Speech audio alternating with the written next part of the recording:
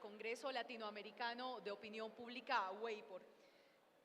Les agradecemos a todos por su asistencia, a la gente que nos acompaña de todos los países de América Latina, de Centroamérica y de Norteamérica. Igualmente agradecemos la presencia de quienes nos acompañan en la mesa, los profesores Hernando Rojas, presidente de este Congreso, al profesor Albert Ganther y Guy Golan, quienes abordarán los temas de polarización política, controversias entre ciencia, religión y el framing de Latinoamérica en los medios de Estados Unidos. Igualmente saludamos a la doctora Luz Amalia Camacho, decana de la Facultad de Comunicación Social, Periodismo de la Universidad Externado de Colombia, y muy especialmente y en nombre de WAPOR Colombia, un saludo y un agradecimiento especial a la doctora Marta Inestrosa, secretaria general de esta universidad, quien gracias a su gestión y gracias a la gestión de los directivos de esta universidad han hecho posible que Colombia sea la sede del quinto Congreso Latinoamericano de Opinión Pública, y el externado por primera vez se une a esta labor. Comenzamos entonces con el tema de Political Polarization y le doy la palabra al doctor Hernando Rojas, profesor de University of Wisconsin-Madison y de la Universidad Externado de Colombia. Bienvenido.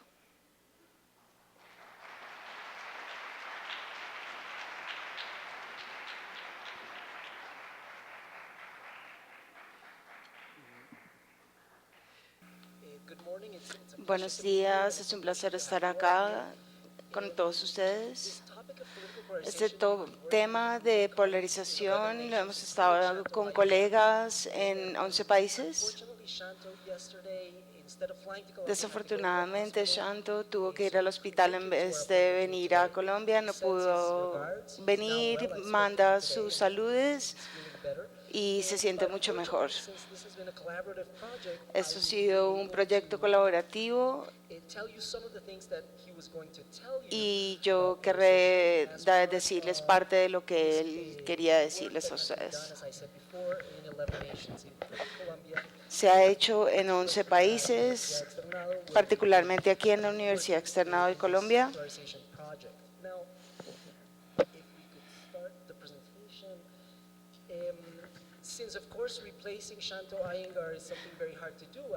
He traído algunos refuerzos, colegas de la facultad, tal vez tengo el honor de que me han acompañado en esta tarea. La polarización política es algo de las cosas más importantes y tópicos de debate en muchos países. En Colombia por lo menos tenemos todo tipo de debates, como el país si se ha polarizado, ¿no? Estos debates en general, podemos pasar, estos debates tienen, se dedican a cómo describir la polarización. En el caso colombiano, por ejemplo, es el país que está como a la derecha. Esa es una polarización. La polarización sucede cuando tenemos dos grupos que están separados uno del otro en sus opiniones. Entonces hay un debate muy grande. I lost the sound. Perdimos el sonido. ¿Alguien que le pueda indicar a alguien, por favor, que perdimos? No, ya lo tenemos de regreso. Muchas gracias. Como dije antes, ha habido un gran debate en muchos países y la polarización está llevándose a cabo, número uno. Número dos, ¿cuáles son los factores que pueden tenerse en cuenta para este aumento de la polarización, particularmente en este nuevo ambiente de los medios? Hay una tesis de Casastein que es bastante famoso, que nos dice que en este medio hay personas con muchas ideologías que pueden juntarse y que hablan unos con otros, pero hay el potencial para un aumento de polarización. Hablamos de liberales hablando con liberales, conservadores que hablan con los conservadores principalmente, y de acuerdo a Casastein hay un resultado de aumento de la polarización, obviamente, y como que hablamos, y cuando lo que tenemos exactamente de regreso es lo que hemos estado hablando, y que creemos entonces que podemos volvernos un poco más seguros de nuestras ideas y al mismo tiempo potencialmente un poco más extremos en nuestras ideas. Lo que les estoy mostrando es ahora, hay muchas gráficas como esta. Esta en particular es el Twittersphere en los Estados Unidos, es como Twitter en los Estados Unidos, y como vamos hablando, los tweets republicanos contra los democráticos. Vemos muchos de ellos, a los republicanos, que simplemente se hacen un tweet, que se hacen, que reciben respuestas. Hay muchas gráficas como esta, como que vivimos en varios bloques y vemos muchos de patrones como este. Esto ha aumentado como la idea del problema de que podría ser entonces una estructura como esta, que obviamente como resultado tenemos un aumento de la polarización. Hay otros indicadores que nos dicen que esta polarización tal vez no podría estar sucediendo. Cuando miramos, por ejemplo, en los Estados Unidos, a la identificación de los partidos. Bueno, vemos que es como estable, no hay más personas que se identifiquen con un partido como solía ser hace 10 o 20 años, o cuando miramos a las personas y sus posiciones respondiendo a ciertos temas, como por ejemplo aborto. Muchas personas han tenido la posición siempre con una cantidad de tiempo determinada. Entonces la pregunta, ¿las personas en realidad se están polarizando a pesar de que estén hablando entre unos subgrupos de población como homogéneas?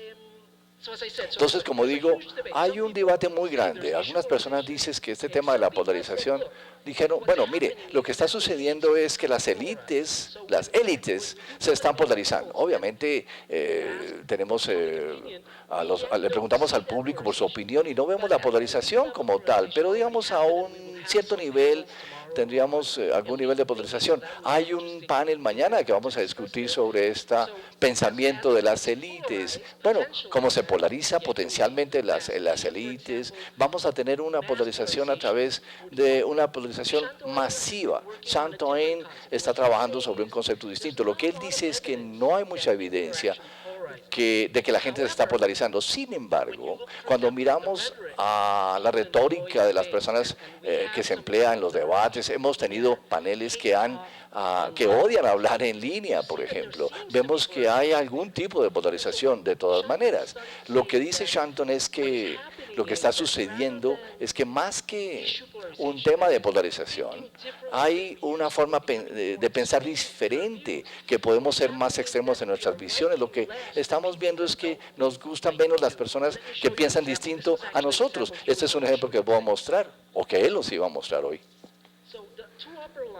Estas líneas de apertura es que, bueno, tenemos un termómetro en este tipo de debates, qué tan caliente o frío nos sentimos con este tipo de, por ejemplo, un partido político, los demócratas. Entonces las líneas de arriba nos muestran cómo es que las personas se sienten de respecto a sus propios partidos, sorpresivamente o no sorpresivamente. Si ustedes son demócratas, nos sentimos un poquitico más como tibios o calientes a la parte democrática.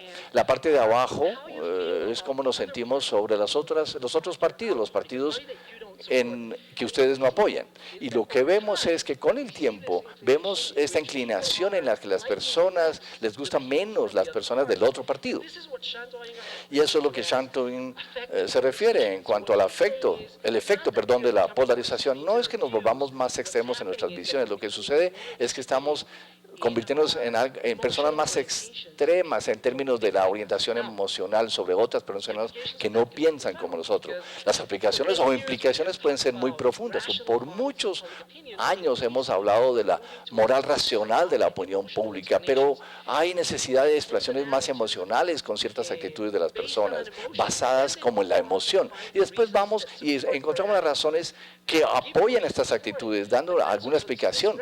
Pero esta idea racional de la opinión pública ha sido como cuestionada y el componente emocional sale como más a la luz. Lo que es interesante es que en mi trabajo, o el trabajo que el grupo aquí en la universidad hace con estos temas, hemos encontrado que las personas que usan el Internet mucho, por lo menos en este tipo de temas, tenemos menos polarización. Hay resultados menos polarizados que las personas que no lo usan, las personas que están en línea, que comentan en los blogs, en los chats con otras personas. Cuando les preguntan sus actitudes políticas, son menos extremistas que las personas que no lo hacen. Entonces, para nosotros es como interesante. De un lado, tenemos la teoría que nos dice que deberíamos ser más polarizados. Hay alguna evidencia que afecta esta polarización. Pero déjenme mostrarles más bien. Esto es como otra parte de estudio que Shanton quisiera presentar. Nosotros nos comprometemos en este estudio colaborativo haciendo unas investigaciones políticas en 10 países, son los países allí. No voy a cubrir con detalle porque hablaremos más tarde, pero todas son como ejemplos aleatorios o investigaciones en esos países, encuestas. Mírenme, cuando, por ejemplo, miramos el tema de la visión de polarización con el efecto de la polarización, empezamos a ver que hay cosas interesantes. Por ejemplo, con la base que tenemos, este tema de la polarización que piensan de una forma distinta, aquí al lado derecho tenemos la polarización efectiva. Es que las personas es no gustarles a las personas que no piensan como usted. Hay cosas interesantes que empiezan a emerger. Si ustedes preguntan, por ejemplo, el tema de la polarización, en esta información que tenemos aquí, hay un efecto bastante fuerte de polarización. Colombia es un caso en el que tenemos mucho menos temas de polarización como base. Hay muchos niveles de enemistad, digamos, con las personas que no piensan como nosotros. En países como Japón, tal vez tenemos menos polarización efectiva. ¿Por qué es que suceden estas diferencias? Nos preguntamos. Y obviamente hay razones culturales, pero también pensamos que podrían ser razones de los medios. ¿Cómo es que los medios cubren los conflictos? ¿Cómo enmarcan estos eventos? Pueden tener una contribución al efectiva, a la polarización de temas. En mi propio trabajo, o mi trabajo de grupo en el externado, empezamos a decir, podría ser también o es posible que nosotros como que percibimos más polarización, pensamos que la polarización está sucediendo, a pesar de que en muchos países no está sucediendo y por muchos temas no está sucediendo. Pero ahora yo quisiera mostrarles algunos del trabajo que hemos hecho aquí, mirando a esa noción. Esto podría ser una percepción. No se equivoquen conmigo, las percepciones son muy importantes, porque muchos de nosotros vivimos en un mundo de percepción, no en mundos de hechos. Tal vez no sabría cuál es la distribución de una acción, de una población determinada, pero tengo una idea de lo que es, y mis acciones están guiadas por esa percepción. Lo que hicimos en estos 10 países, tomamos 3 temas por país. Esto es un ejemplo del caso colombiano. Y dijimos, bueno, aquí está un tema. El tema de las guerrillas puede ser solucionado a través de un proceso militar o un proceso de paz. Esto se hizo antes de los casos recientes del gobierno que está buscando un proceso de paz. Esto se hizo en el 2010. Y lo que hicimos a las personas, les preguntamos, por favor, pongan sus partidos políticos en una escala. ¿Dónde pensamos que el Partido Verde está parado, o el Partido de la U, o el Polo Democrático? Y lo que hicimos estaba basado en eso. Calculamos que había distancia entre los partidos como una medida de percepción de cómo estos partidos estaban polarizados. Y lo hicimos por 3 temas en 10 países y tuvimos 30 temas con ellos. Entonces, estamos diciendo que eso es una medida que percibe la polarización. Los partidos, en mi opinión, han caído aparte, se han desbaratado. Puede ser o puede no ser, es mi percepción. Aquí les estoy mostrando diferentes países, Colombia, Grecia, Canadá, con diferentes temas. Mientras yo pongo esto aquí, el formato de esta distribución son como similares. Cuando empezamos a preguntarnos por qué entonces es que en algunos temas los partidos estarían de acuerdo y en otros no. Bueno, si yo estoy ubicándolos lejos o juntos, se ve que hay más percepción que una posición actual de un partido o de acción, digamos. Entonces lo que hicimos es que dijimos, bueno, vamos a controlar los factores demográficos básicos y digamos si los medios afectan estas percepciones de distanciamiento de partidos o la polarización. Lo que les estoy mostrando aquí es a través de los medios, las personas que usan los periódicos o las televisiones o el internet o que hablan sobre política. Así se haya una correlación entre el compromiso de ese comportamiento o la percepción de polarización. Lo que hemos dado cuenta es que en los periódicos, en un solo país, hay una correlación, aparte del punto de esta fortaleza de correlación. Si no hay un punto de la mitad, no hay una relación significativa. Entonces, en un país, si leemos los periódicos, empezamos a percibir la polarización, las noticias de televisión en 5 países, pero algunas de las relaciones son negativas, otras son positivas. En ciertos países, mirar la televisión y sus noticias aumenta la percepción de polarización, en otros la puede reducir. Las noticias de radio, la discusión política, lo mismo. Cuando llegamos al internet, y vamos a ir a casa otra vez, En casi todos los países hay una relación positiva, relación. Entonces las personas que usan más perciben más polarización. Ahora, aquí está la diferencia con Coca-Sams y su argumento. No estamos diciendo que somos polarizados. Decimos que perciben al país como más polarizado. ¿Por qué esto puede ser el caso? Podría ser que las personas utilizan Internet al otro, perciben la polarización en una mayor escala. Bueno, llegamos a este tipo de explicaciones. Una, la más fácil, es la más personal, digamos, es porque tenemos una medida, un flujo de medida de percepción de polarización que puede ser equivocada. En el pasado las personas tenían y usaban estos partidos políticos como una medida de una sofisticación política, el conocimiento político y su educación. Pero estaríamos de acuerdo que poniendo a un partido exactamente en donde se para en un tema específico es donde está basado políticamente.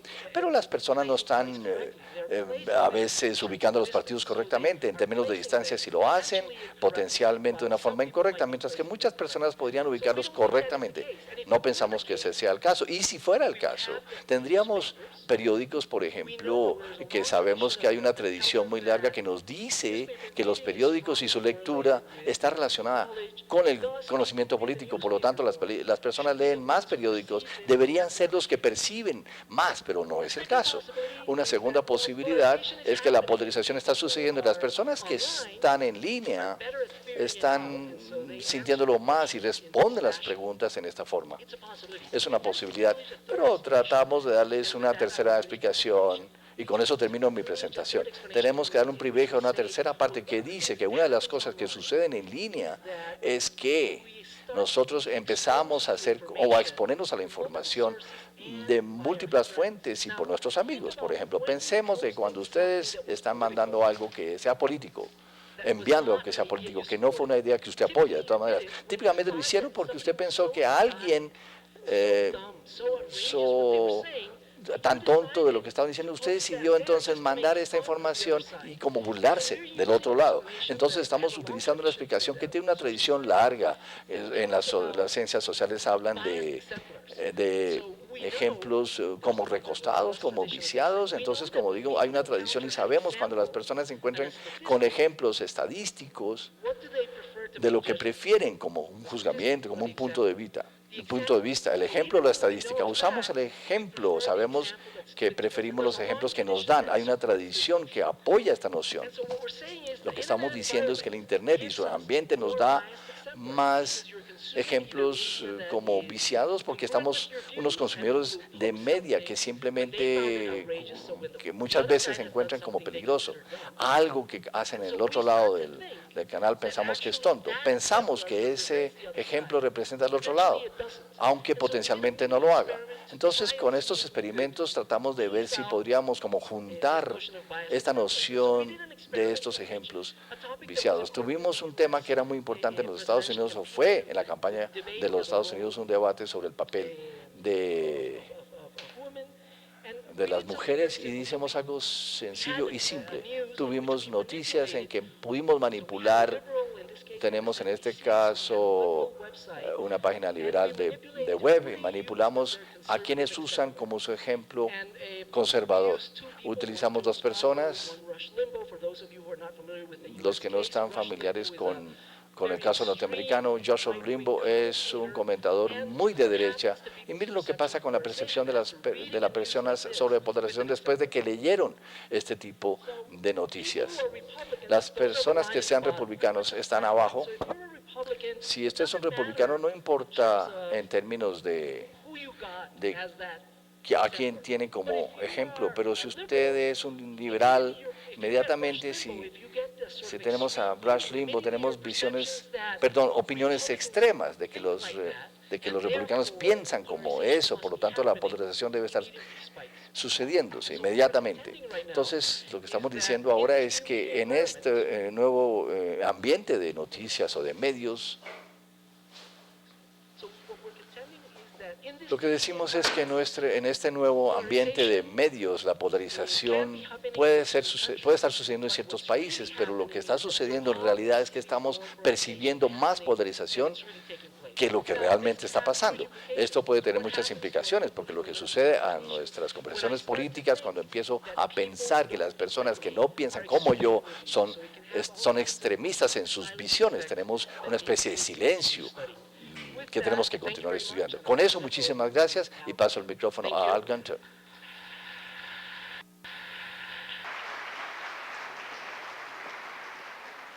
Muchas gracias al doctor Rojas y les recordamos que todos sus comentarios y opiniones son muy importantes para nosotros, así que tienen el numeral Way por Colombia como hashtag en Twitter y también la página web, el fanpage en Facebook con el mismo nombre, Way por Colombia. Todos sus comentarios y opiniones son muy importantes para nosotros. Seguimos con la conferencia titulada Darwin versus Intelligent Design, Public Perceptions of Media Coverage of Science and Religion. Y para eso invitamos al doctor Albert Ganther de la Universidad de Wisconsin en Madison.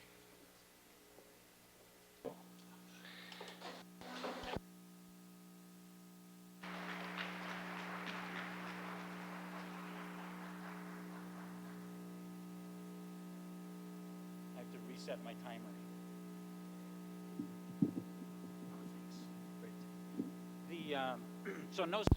Bueno, no hay ninguna diapositiva, voy a hablar solamente, no por mucho, espero.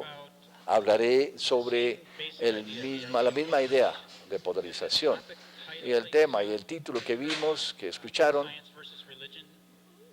diseño, la ciencia contra la religión.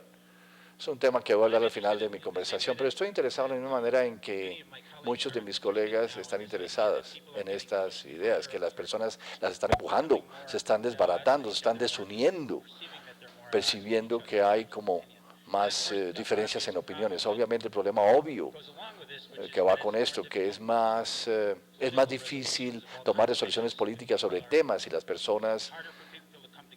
Es muy difícil para que las personas lleguen a un consenso o a un compromiso en este caso. Entonces, mi investigación en los últimos 20 años se ha preocupado mucho sobre la idea de Huston Media, el efecto del Huston Media. Es una de las cosas que yo trabajo. ¿Están familiarizados con esta idea? Huston Media, el efecto del Huston Media, de los medios. ¿Están al tanto con ese tema? Bueno, la idea es que, digamos, por ejemplo, un periódico publica un artículo sobre algún tema controversial como el calentamiento global o aborto, ahora los eventos políticos en los Estados Unidos porque las elecciones están encima. Y este artículo de noticias tiene es como bastante balanceado objetivamente y tiene un tratamiento igual para ambos lados y la forma de argumentos es balanceada. La persona que no está interesado en ese tema lee el artículo y piensa, bueno, se ve justo, puedo ver puntos por ambos lados. El Huston Media, el efecto de Huston Media como idea, las personas que ya son participantes, que están como polarizados, que están leyendo ese artículo y digan, esto está como recostado en favor de la oposición, del otro lado. Y hemos conducido bastantes experimentos en este tema donde encontramos a personas a ambos lados y muchas personas dicen que muchas veces está como recostado al lado del otro lado. Esto es una idea general y pensamos que esto es una percepción como bastante viciada. No tanto porque sea difícil decir que sea cierto o no, pero cuando dos grupos no están de acuerdo sobre un tema, también están en desacuerdo con el mismo cubrimiento de noticias, tal vez que pueden pensar que van en diferentes direcciones y creemos que es como una percepción polarizada. Y ese es el tema. Una idea reciente o un término que se está mostrando en la ciencia social que se llama el razonamiento motivado. Esta es una idea que sí, las personas están tomando un razonamiento, pero muchas veces no es como desapasionado, no es una tarea desapasionada por la verdad. En cambio, más bien es como un razonamiento que sirve al propósito de preservar sus propias ideas o sus propias opiniones, de alguna manera. Bueno, cómo reforzamos las cosas, como percibimos esa como reforzamiento de lo que ya estamos pensando. Bueno, eso es lo que yo voy a tomarme un tipito. Cuando empezamos trabajando en este efecto de Huston Media, primer estudio que publicamos para algunos profesores de Stanford, ellos empezaron después de unas elecciones locales, simplemente investigaron, hicieron encuestas con las personas y no encontraron evidencia de lo que estaban esperando, que fuera esta percepción del Huston Media. El problema, creyeron, es que necesitábamos personas que se sintieran fuertemente con opiniones muy fuertes, extremistas sobre algún tema. Entonces empezaron su proyecto y esta vez trataron pensar en los temas más controversiales del tiempo. Eso fue como en 1995. Entonces escogieron estudiantes de Israel y de Palestina y les mostraron estas producciones de noticias o cobertura del conflicto del Medio Oriente, y seguro los israelitas dijeron que estas noticias estaban en favor de los palestinos y viceversa, en favor de Israel. Entonces, esa fue la primera estudio empírico sobre esa idea, y obviamente con resultados muy dramáticos. Entonces, desde entonces, mi tarea, cuando yo estoy diseñando estos experimentos, es empiezo buscando personas que tengan opiniones fuertes y de extremos sobre algún tópico en particular. Y mi presunción es que tal vez era necesario hacer este tipo de trabajo o de investigación.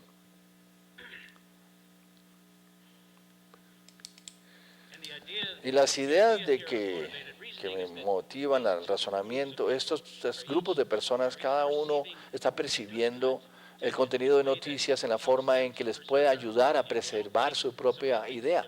No les gustan algunas cosas que ven y en cambio de considerar otros puntos de vista, los rechazan y dicen ese contenido está viciado. Es la forma como se motiva este razonamiento. Para mí el problema es cómo yo puedo encontrar estas personas que tengan opiniones fuertes y extremas, y la respuesta es como fácil más bien. Vamos y encontramos un tipo de organización o grupos en donde las personas de este grupo ya tienen una opinión. Entonces, por ejemplo, un proyecto reciente que tiene que ver con las vacunas. Hay unas personas en los países en Estados Unidos que se preocupan mucho de que sus chicos tengan vacunas porque pueden crearse otros problemas, entre ellos autismo. Entonces hay una preocupación muy amplia, muy grande, y es una historia muy interesante que no voy a cubrir. Pero si vamos en línea y hablamos 20 organizaciones grandes en los Estados Unidos, muchas de esas son organizaciones nacionales que están promoviendo la oposición a esta vacuna infantil de alguna manera. Uno de estos grupos es un grupo Massachusetts que se llama Safe Minds, o Mentes Seguras, es de casi 3.000, 4.000 miembros en la lista de correo electrónico. Entonces, es un grupo que está en contra de las vacunas. Otro tema es una asociación de enfermeras, que son las personas que apoyan esta vacuna infantil, por muchas razones. Pensemos cualquier controversia que podamos encontrar en grupos en línea que representan a ambos lados de estos temas. Control de armas, por ejemplo, es un tema importante en los Estados Unidos. Hay una organización contra el uso de armas y la Asociación Nacional del Rifle que lo apoya. Hay muchas personas que en otros países ni siquiera pueden entender. Yo no lo entiendo. Pero hay muchos ejemplos. Bueno, entonces encontrar algunos grupos era como la forma como podría encontrar yo personas con opiniones fuertes o extremas. El tema es que la forma como nosotros podemos conducir estas investigaciones es que agrupamos personas escuchamos sus opiniones, les damos una escala de 1 a 10 y cuando terminamos tomamos a las personas, solo las personas para nuestro experimento que están como al final de estas escalas, de 1, 2, 3 o 9, 8, 9 y 10 en esta escala de 1 a 10. Entonces ya sabemos que teníamos personas con actitudes extremas u opiniones extremas.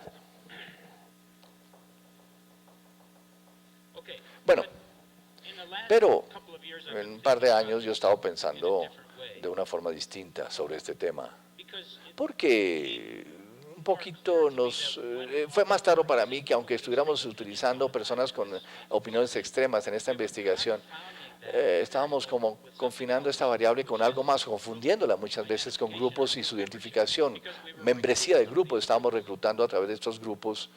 Entonces, al mismo tiempo que teníamos personas con opiniones fuertes, también teníamos personas con personas con un sentido de afiliación o de membresía. Eso es importante.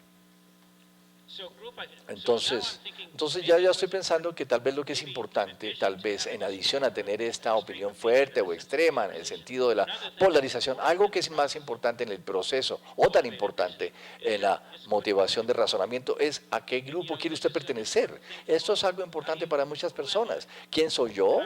¿Cómo es que yo me identifico yo mismo? Muchas de las respuestas a esa pregunta es qué tipo de personas son como yo, qué grupos de personas a las que yo pertenezco o puedo terminar, con quién yo pongo atención o con quién me tomo mi tiempo hablando, por ejemplo, en términos de atención. Y desde luego la pregunta es cómo es que este grupo, este tipo de membresía tiene la influencia sobre las personas y cómo piensan estos miembros.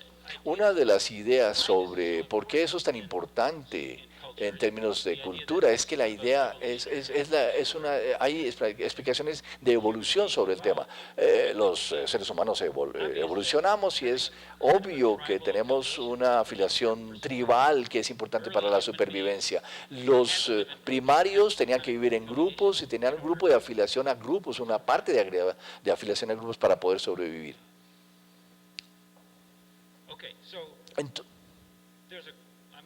Entonces les voy a dar un ejemplo de un estudio que yo creo que es importante. Es una buena ilustración de qué tan importante es este tema. Es el estudio publicado en el 2005, yo creo, para un profesor en la Universidad de Yale. Y él hizo algo muy interesante. Él recogió estudiantes del colegio, republicanos o demócratas, o identificados como liberales o conservadores. Y después les dio, sí, una evaluación, o les preguntó que evaluaran 2 programas de salud, o plataformas de salud. Y en un caso, encontró que, plataformas de salud. Entonces, estas plataformas políticas ya representaban un sistema bastante generoso, que normalmente van de estado a estado. Entonces es un programa muy generoso que le puede empezar o pagar a una persona que puede recibir $1,000 por mes, que es beneficios muy generosos de salud, de bienestar, beneficios de bienestar que pueden durar 5 o 6 años antes de que la persona tenga que encontrar un trabajo, por ejemplo. De hecho, hizo un programa de bienestar que era más generoso que el que hubiera en la historia de Estados Unidos. Y también hizo otra versión de este programa de bienestar o plataforma, que era como complicada. No como medio tacaña, $125 por mes, muy pocos beneficios de salud y solamente duraba por 18 meses. Después de 1 año y medio se acababa. Bueno, obviamente una diferencia bastante dramática en estos momentos o en esos tiempos. Pero hizo algo más. Le dijo a algunas de las personas sobre sus programas, le dijo a un republicano, a una plataforma republicana que promovida por el Partido Republicano, pero otras personas les dijeron que algunos eran plataformas democráticas, o demócratas más bien. Lo que podríamos esperar, desde luego, es que si estaban trabajando con la idea de que la persona y las opiniones preexistentes, ¿cuáles son estas preopiniones? Los estudiantes liberales estarían en favor de, obviamente, un programa más generoso, mientras los conservadores estaban de acuerdo con programas mucho más amarrados, digamos, o más reducidos. Pero al final ya supieron que, mientras el contenido, ¿quién era el que estaba apoyando estos programas de bienestar, si los aprobaban o no, de acuerdo a quién los apoyaba? Entonces el estudiante demócrata dijo que estaba en favor de este programa reducido si viniera del Partido Demócrata, por ejemplo, mientras los estudiantes republicanos, mirando a un programa bastante generoso que no esperarían que apoyaran, pero si tuviera el apoyo de los republicanos, bien, entonces funciona. Entonces la idea aquí es que la identificación de grupo sobrepasa cualquier contenido de la información en términos de que si usted está a favor o no. Esto es un ejemplo dramático de cómo un grupo o la identificación de grupo puede ser más importante que el contenido. Hay preguntas interesantes sobre la identificación de grupo que yo no voy a cubrir. Para nada, pero este grupo o identificación de grupo se complica de alguna manera por algo. Una de las cosas interesantes o preguntas interesantes es como si es que nació primero el pollo o el huevo. Usted se hace opiniones y se afilia con un grupo que comparte esas opiniones, o usted se conecta a un grupo y después rápidamente se adapta a la opinión de ese grupo. Probablemente ambos. Yo me imaginaría que es un problema recíproco, pero no sabemos mucho sobre ese tema. También otra cosa interesante sobre esto, hasta recientemente, los últimos 10 o 15 años, las personas que comúnmente tienen algún interés en un tema, hablemos del tema de la vacuna, toman algunos, llevan a unos padres que pueden ayudar con las preocupaciones sobre la vacuna, pero no saben a nadie más que lo pueda hacer, ni tienen la forma de conseguirse a alguien que ayude en esto. ¿Cuál es la diferencia ahora? Ustedes pueden ir en línea y en 30 segundos podemos encontrar 10,000 personas. Todos viven cerquita o lejos, pero todos como ustedes pueden afiliarse rápidamente con este grupo de personas que ustedes nunca se han encontrado y habla con ellos y les escuchan sus puntos de vista de personas que ustedes sienten lo mismo que usted. Entonces pensamos que esta es una forma en la que ese grupo, identificación de grupo, es mucho más común y de alguna manera más importante de lo que era antes. Hay otras preguntas interesantes sobre la identificación de grupo, como qué tan fuertemente se conectan las personas con otro grupo como una forma de identificación personal. ¿Qué tan importante, cuál es el estatus de un grupo determinado, por ejemplo? ¿O es su grupo, está bajo ataque? Personas que sienten que su grupo está en la minoría, o hay mucha oposición a su grupo, que tienden a ser entonces un poco más temerosos de tener una opinión más fuerte sobre un tema cualquiera. Y otro factor que es interesante, desde luego, es que muchas personas pertenecen a más de un grupo.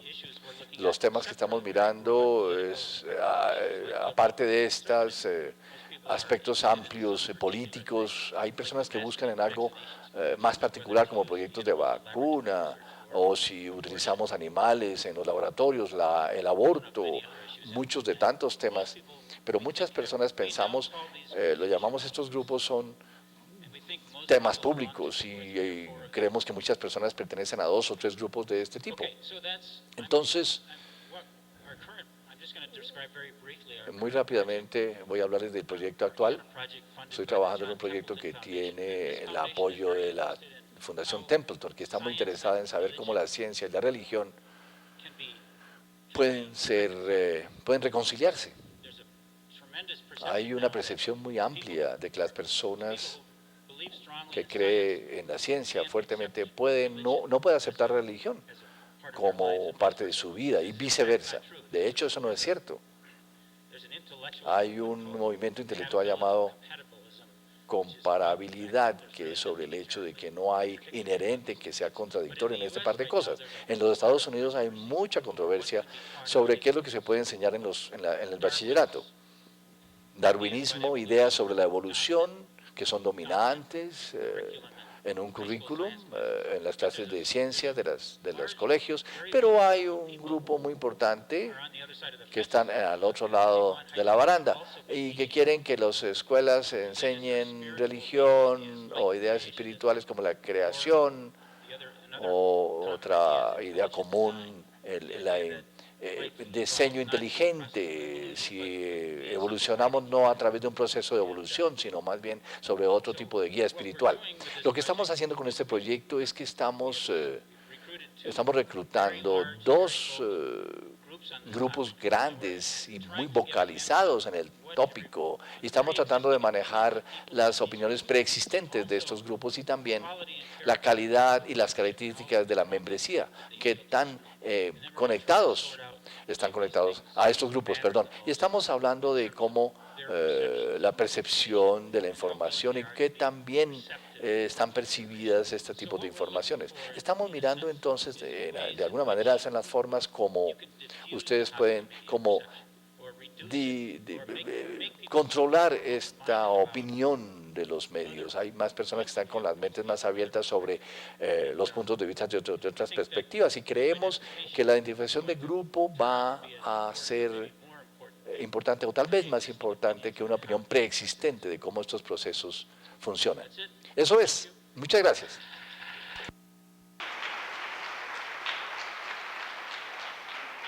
I'm turning this over to Guy.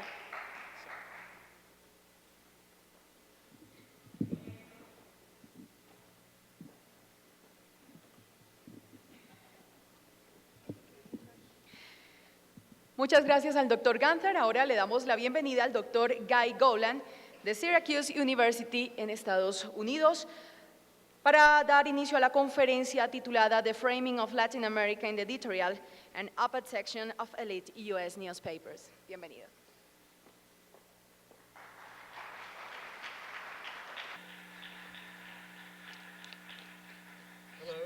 Buenos días. Hola.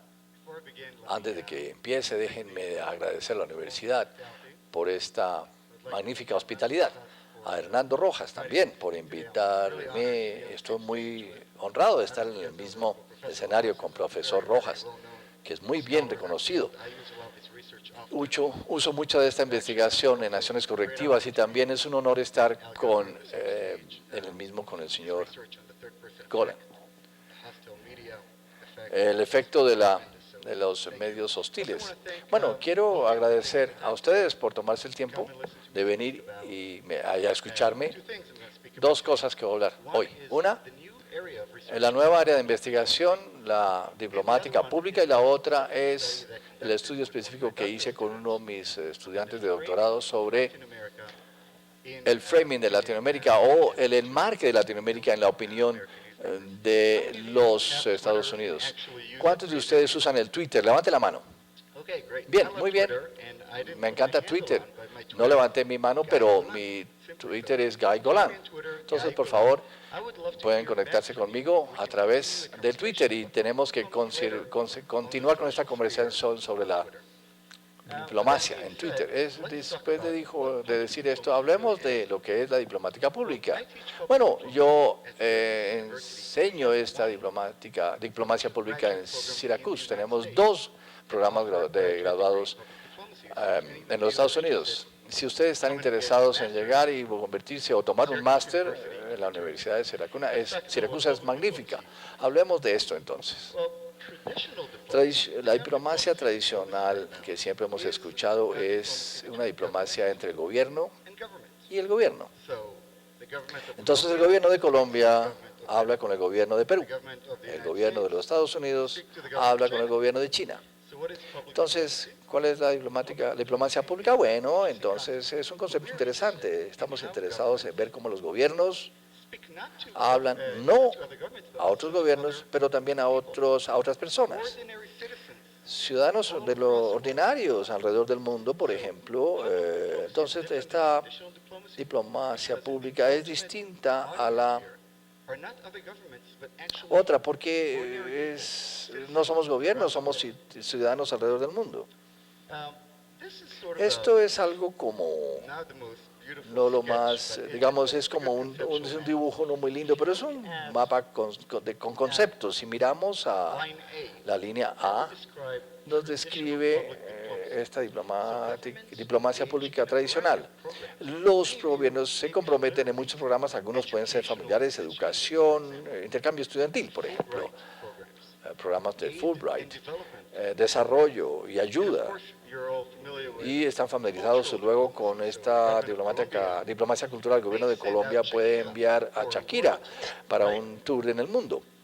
Y Shakira va a traer el mensaje y los valores y las culturas de Colombia alrededor del mundo, ¿cierto? Entonces las personas alrededor del mundo van a aprender un poco qué tan maravillosa es la cultura colombiana a través de Shakira. Esa es una opción para el gobierno. Desde luego, en un gobierno que no tienen a Shakira, entonces cuando tratan de comunicarse con las masas de otros países, tienen otra opción, y es ir a través de los medios. Los medios internacionales piensan en Telemundo, Univisión, Al Jazeera, el New York Times, CNN, y entonces en cambio de utilizar una relación directa entre las personas, perdón, la gobierna y las personas como una forma tradicional, lo que vemos en la línea B, que los medios son como los mediadores en la diplomacia pública. Es una diplomacia pública que está como intermediada por los medios. Y la línea A, vamos a un proceso largo, hay una relación que se construye en un proceso largo. Más bien la línea B es mucho más corto, una campaña mucho más corta cuando tratamos de tener una agenda en la prensa internacional que va a tener una influencia de este marco de gobierno en la prensa internacional, y esperaríamos que lo que suceda es que en la línea C, algunos están familiarizados con el concepto de el gobierno que quiere tener una influencia de sí mismo en la media internacional para que los ciudadanos de otros países aprendan de qué es lo que es importante y en lo que hay que pensar en una nación. En Colombia, por ejemplo, ¿qué es lo que pensamos sobre Colombia? El gobierno colombiano definitivamente tiene una parte en esta pregunta. Esto es una pregunta para ustedes. Levanta la mano y decir, hola, ¿cuántas personas aquí son de México? Hola, ¿cuántos son de Brasil? Hola, ¿cuántos de aquí son de Chile? Bien. ¿Alguien de Colombia? Bueno, bien. Yo que tenía confianza en que los colombianos se levantan la mano. Aquí tenemos la pregunta para ustedes, y esa es, ¿ustedes valen la pena en noticias? ¿Este es su país importante en noticias? Tenemos que pensar en eso. Los medios son limitados en la cantidad de tiempo que tienen, en espacio, digamos. Por ejemplo, las presentaciones de noticias ofrecen 20 minutos de noticias, si acaso, de contenido noticioso, y siempre hablan de todo lo demás. Cuando hablamos a los temas internacionales, un tiempo de espacio muy limitado. Pensemos sobre eso. Los mismos eventos que pueden suceder hoy en Bogotá, en Jerusalén, en Tokio, en Australia. Cada nación tendría la misma cobertura noticiosa. La respuesta, desafortunadamente, es no. Entonces, yo estaba involucrado, pero bueno, esto es un estudio antiguo, yo lo traigo para comparar. Cuando miramos, estos son estudios tutoriales mirando la cobertura de televisión en las regiones del mundo. Como podemos ver, Latinoamérica está entre 6 al 9% de cobertura noticiosa en los Estados Unidos. Televisión es bastante consistente para los periódicos también. Entonces, ¿qué es lo que hace a las naciones que sean importantes en términos de noticias internacionales, eventos internacionales? Una línea de investigación para Primo Shoemaker de Siracusa, también el profesor Chicken Chen de Hong Kong y otros dicen que hay cuatro dimensiones importantes que son como predecesores si algo se va a cubrir internacionalmente en los medios. El primero, regresen por favor, gracias. Primero es la desviación y conflicto. ¿Qué tanta desviación está por fuera del ordinario o qué tan conflictivo es una historia? Las historias que son sobre todo que está bien en Bogotá, muchas gracias, sí, está bien. Bueno, los medios les gusta escoger controversia. La importancia es lo segundo, la relevancia. Cuando algo se habla en los Estados Unidos, hablan o cubren temas que son relevantes a las personas en los Estados Unidos. Por ejemplo, el juego de cricket entre India y Pakistán, bueno, tal vez no debe ser relevante en los Estados Unidos, porque en los Estados Unidos las personas no saben qué es cricket. Entonces son historias que son relevantes, obviamente, a las personas que son las que tienen más cobertura. Es la ubicación, la siguiente en el sistema mundial. ¿Qué tan poderosa sea su nación? Entonces hemos encontrado en nuestra investigación que las naciones como China, Rusia, los Estados Unidos, Inglaterra, casi tienen una cobertura automática. Sin embargo, naciones menos desarrolladas se ven como naciones periferiales, es un poco más difícil que tengamos cobertura en las noticias como países como Zimbabue o Bolivia o Kazajistán no van a tener una buena cobertura internacional. Finalmente, la afinidad cultural. ¿Qué tanta cultura se comparte entre los países en el que se están cubriendo las noticias y la nación que se está cubriendo? Las naciones compartimos lenguaje, historia común, historia colonial, valores comunes, tal vez tengan una cobertura mayor. Por ejemplo, en Latinoamérica tal vez no tendrá mucha cobertura en los Estados Unidos porque es un nivel de cultura y afinidad cultural menor. Entonces tendría más cobertura en España porque compartimos historia y lenguaje. Entonces, en muchas partes, muchas noticias poderosas como Brasil o China, pero naciones emergentes como Brasil o Turquía, por ejemplo, se están volviendo o convirtiendo en más importantes, con más cobertura. Naciones donde hay conflictos, golpes de Estado, etcétera, y guerra, desde luego. Entonces eso es un cubrimiento negativo. Es la única forma para que las naciones pequeñas tengan alguna cobertura. Esta cobertura tiene consecuencias en el mundo real. Ya sea una historia internacional se cubra o no, hay ramificaciones en vivo, digamos. Pensemos la opinión internacional, pensemos sobre México y todo lo que sucede allá. La opinión pública sobre México en los Estados Unidos obviamente ha cambiado porque este tipo de cobertura, los gobiernos y sus políticas, las naciones que intervienen o no. En los 90, por ejemplo, había muchos conflictos en Bosnia y los Estados Unidos y los países de la OTAN se involucraron en Kosovo, ¿se acuerdan? En Yugoslavia, que hubo una guerra muy grande, o durante el mismo periodo hubo un conflicto más amplio en África, la República Democrática de Congo. ¿Saben cuántas personas murieron allí? Más de 3 millones de personas murieron, y la cobertura de medios no cubrió esta historia. Más de 3 millones de personas murieron, y los medios internacionales no cubrieron la historia. Las personas supieron sobre eso, los gobiernos sabrían, pero la comunidad nunca supo de eso. Entonces la cobertura o la falta de puede afectar todo, desde la política del gobierno, las inversiones, el turismo, el intercambio cultural, todo.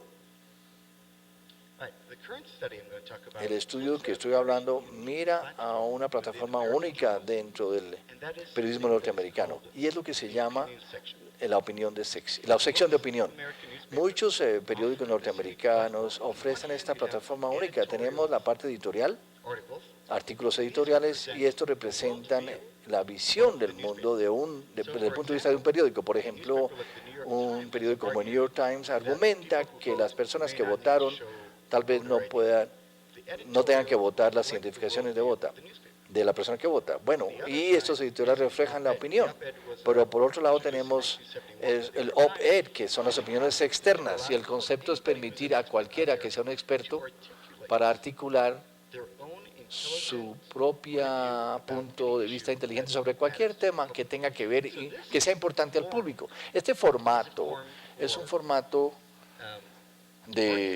para argumentar sobre los temas importantes que son importantes en una política pública. Y lo que sabemos, por ejemplo, de Rodman Edmond, es que las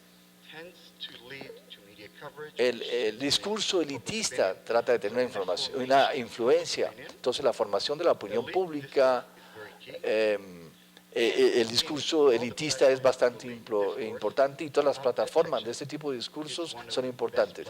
Y esto es una de las mejores plataformas para tener un argumento de un lado o de otro. Bueno, aquí todo el mundo sabe sobre framing o digamos el enmarco. Yo creo que el enmarco, perdón, es uno de los conceptos más confusos para los estudiantes de graduación, de grados, para los doctorados. Obviamente, en términos académicos, se usan como un efecto de los medios, otras personas lo ven como una cobertura de los medios. Les va la metáfora de mis estudiantes. Cuando pensamos a la camera frame o el enfoque de cámara, cuando tomo mi cámara me puedo enfocar en un panel, lo puedo enfocar aquí en la línea primera o en la parte de atrás. Entonces, esta selección, este proceso de selección es el enmarque, que está limitado a la cobertura de los medios. Argumentamos que las personas que hacen este estudio dicen que solamente es sobre la selección del contenido. Para este estudio utilicé la operación de lo que es el enmarque de cada historia, que como que presenta un problema. El siguiente, hay una causa de este problema, hay una evaluación moral de este tipo de causas y finalmente las recomendaciones para sus tratamientos. Voy a darles un ejemplo muy sencillo. Por ahora tal vez son las 12 y algunos dirían que yo tengo hambre. Bien, la causa de mi hambre es que este profesor que está hablando mucho y que está posiblemente no permitiéndome que vaya al almuerzo, ahí tenemos una evaluación negativa y el tratamiento es pues simplemente terminemos rápido para irnos a almorzar. Bueno, esto es un ejemplo muy bueno de que lo que podemos llegar, las consecuencias enmarcadas. Yo soy un buen seguidor de Robert Enfron. Bueno, el contenido y este análisis es bastante sencillo. Lo que queremos saber entonces es, en los op-eds, en las partes editoriales, ¿quiénes son los autores que discuten Latinoamérica, por ejemplo? ¿Qué naciones discuten estos editoriales en los op-eds, en las editoriales externas? ¿Cuáles son los temas claves? Queremos saber si dos periódicos ofrecen una versión de cada una diferentes o son similares. La metodología era un análisis de contenido muy sencillo, un análisis con diferentes estudios, y lo que miramos es a los op-eds y los editoriales del New York Times y del Washington Post, que se consideran los dos periódicos de élite en los Estados Unidos. Entonces, los variables claves que miramos, autoría, naciones y los 4 elementos del mecanismo de enmarque de framing. Y eso fue lo que encontramos consistente con otras investigaciones de op-eds. Y es que muchos de los editoriales escritos por editores y muchos de los op-eds se escriben por columnistas. Son personas como David Brooks, Thomas Friedman, son las personas a quien les pagan, que tienen una columna repetitiva en los periódicos. Y después de eso, damas y caballeros, podemos hacer una diferencia. Los académicos o los líderes de la discusión de Latinoamérica y los gobiernos, oficiales del gobierno, 74%, caballeros, eso es preocupante, 74% son hombres. Obviamente eso es bastante consistente. Tenemos un estudio similar en Pakistán y otras áreas en el mundo. Cuando llegamos a las noticias extranjeras, los hombres parece que dominan la conversación, las mujeres como que están abandonadas. Hice un estudio en una protesta egipcia y otros estudios, menos del 7% fueron mujeres. Y miremos a eso. Casi todos los autores, muchas de las coberturas sobre Latinoamérica fueron escritos por personas de los Estados Unidos. Entonces, Latinoamérica, los autores no estaban incluidos en una conversación de este tipo. Preocupante. Yo no sé si pueden ver, aquí en la parte roja se pueden ver, pero estos fueron que cubrieron las naciones. La primera nación en la editorial fue en los Estados Unidos como tal. Hablaremos más tarde, pero cuando hablamos de Latinoamérica, los autores OPES y los editorialistas cubren como que las historias locales. Después de eso vamos a México, donde obviamente es parte de la región de Latinoamérica, Cuba y Venezuela. Entonces, tres naciones, México, Cuba, Venezuela, representan la mayoría de las conversaciones en la opinión y sus artículos. Entonces, ¿quién no está incluido aquí? Brasil, Argentina, Colombia, y eso que es uno de los mejores aliados de Estados Unidos, que no se discute aquí. Preocupante, ¿no es cierto? El Salvador con todo lo que sucede allí. Casi no hay discusión sobre eso. Interesante. Bueno, ¿cuáles son los temas que se cubrieron? Otra vez, no puedo ver lo que está en rojo, pero sobre la relación de Estados Unidos con esas naciones, las políticas de Estados Unidos hacia esas naciones, y yo creo que el otro son los gobiernos latinoamericanos y sus reformas, y crimen y asuntos militares. Estos son temas internos en su importancia o relacionados a conflictos. Entonces, los dos marcos claves de este estudio es, primero, que Latinoamérica se discutió en términos de las políticas de Estados Unidos. Entonces, ¿cuál es el problema? La política de Estados Unidos, ¿quién es el culpable? Tal vez la administración Obama o el Congreso. Hay mucha conversación sobre políticas allí. Y la solución es cambiar la política. Cuando llegamos a Latinoamérica, pensamos que el barco más grande fueron corrupción, crimen y violencia. ¿Y quién es el culpable? Bueno, los gobiernos latinoamericanos. ¿Y qué podríamos hacer? Reformar. Interesante, ¿verdad? Considerando que muchos de los autores fueron o son de los Estados Unidos. Entonces, hablemos de la diplomacia pública. Esta es una tabla que los académicos hacen. Compara el New York Times con el Washington Post y no hay diferencias casi. Esto es bastante consistente. Muchas de las investigaciones en los índices de Bennett y de Atman argumentan que cuando llegamos a términos internacionales, a no ser que haya desacuerdos sobre las partes elitistas, los medios cubren y van de acuerdo a lo que dicen las élites. Entonces no hay mucha diversidad en ese tema. Entonces, ¿cuáles son los hallazgos importantes aquí? Bueno, primero, hay una autoría muy limitada. Hay muy pocas naciones que se descubren o se discuten en investigaciones de análisis globales, usualmente sobre 7 a 10 tienen el 80 o 90% de la cobertura. Muchas naciones, 109 o 199, nunca están cubiertas en los medios de Estados Unidos. Latinoamérica está como, es una historia local, perdón, una historia de los Estados Unidos. Está como enmarcada en el contexto de sus implicaciones hacia los Estados Unidos. Y no hay una diferencia real en el marco de dos periódicos. Entonces, unos pensamientos finales sobre lo que está sucediendo aquí. Cuando llegamos a la discusión elitista en Latinoamérica de los medios, la evidencia nos muestra que no hay mucho con qué empezar. Los medios no están entregando a los lectores con mucha diversidad en términos de la cobertura de sus temas, atributos y diversidad o perspectivas. Estas coberturas son bastante limitadas, especialmente en Latinoamérica, y eso podría tener unas implicaciones potenciales en la opinión pública y también de las políticas de gobierno. Piensen, si obviamente el gobierno le va a dar dinero a un país en Latinoamérica o a otro, van a tener o los van a acusar de la parte del discurso elitista. Entonces, ¿qué debería hacer la nación de Latinoamérica? ¿Qué debería hacer Colombia?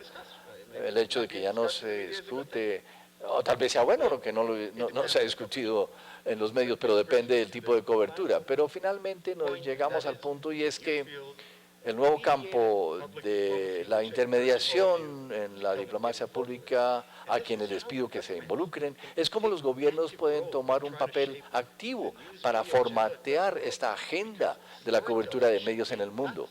La historia no debe ser dejada para otras personas. Cada organización del gobierno deberían contar una historia.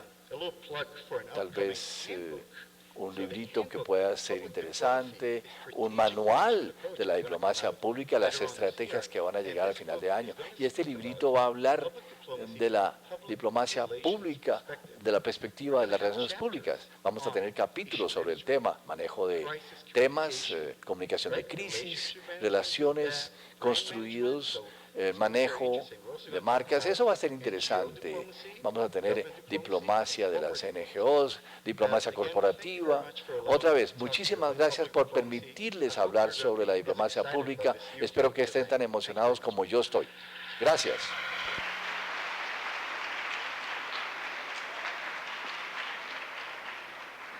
Muchas gracias a nuestros conferencistas el día de hoy. Saludamos a la gente que nos ve en este momento vía streaming a través de nuestro canal de televisión online, www.livestream.com/externadotv.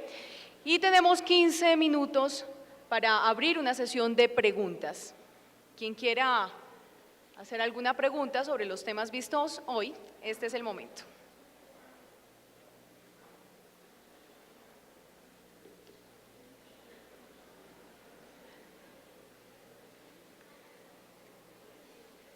Quien quiera realizar alguna pregunta puede levantar su mano y tenemos 2 monitoras pendientes de sus cuestionamientos.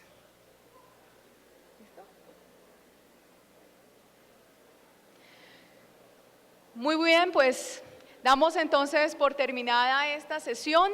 A las 2 de la tarde nos reencontramos para continuar con esta segunda jornada del 5º Congreso Latinoamericano Way por Colombia. Tienen muchas posibilidades para la hora del almuerzo, pueden almorzar en las cafeterías de la universidad, en el bloque G o en los restaurantes de la zona. Muchas gracias.